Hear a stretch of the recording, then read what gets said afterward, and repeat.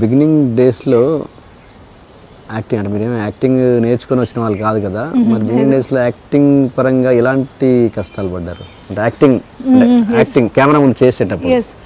Actually నేను అనుకోకుండా movie ఇండస్ట్రీకి వచ్చాను కదా, బాలచంద్ర గారి మూవీ. అదేముంది, జస్ట్ ఆయన చెప్పింది చేశాను అంతవరకే. నాకు యాక్టింగ్ అంటే ఏంటి తెలియదు, డైలాగ్స్ ఎలా చెప్పాలి ఇవంతా ఏం తెలియదు. అది ఆయన మేధావి కాబట్టి ఆయన చేయించుకున్నారు అంతవరకే. దాని తర్వాత ఇంకేదో మూవీకి ఏదో మేకప్ ఏదో పిలిచారనమాట. పిలిచి యాక్ట్ చేయమంటే నాకు అప్పుడు తెలియదు కదా.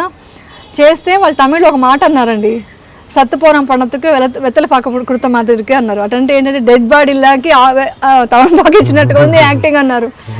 చాలా ఫీల్ అయ్యాను. అంటే యాక్టింగ్ బాగుంది, యాక్టింగ్ రాదండి, మనం నేర్చుకొని చేస్తే వస్తుంది. అలా ఫీల్ అవుతూ ఏంటి అనేసి ఇంకొక ఏదో తమిళ్ మూవీ వస్తే అక్కడ వెళ్ళి స్క్రిప్ట్ తీసుకొని మాడ్యులేషన్ అంటే ఏంటి ఇవన్నీ కొంచెం నేర్చుకుందామని ట్రై చేస్తున్నాను. కొంతవరకు నేర్చుకున్నాను. మౌన పోరాటం సినిమా వచ్చినప్పుడు అక్కడ నాకు కరెక్ట్ స్ట్రాంగ్ బేస్ పడింది.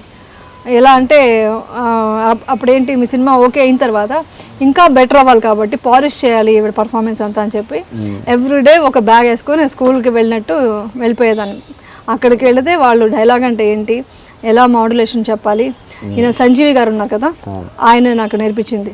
ఈ మాడ్యులేషన్ అంతా ఆయన నేర్పించారు, అవన్నీ నేర్పించారు.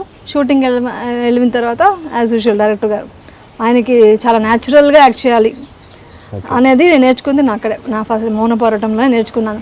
మనం ఏది యాక్టింగ్ చేయకూడదు, ఏం ఫీల్ అవుతావో అదే యాక్టింగ్ అని చెప్పి అక్కడ నేర్పించారు.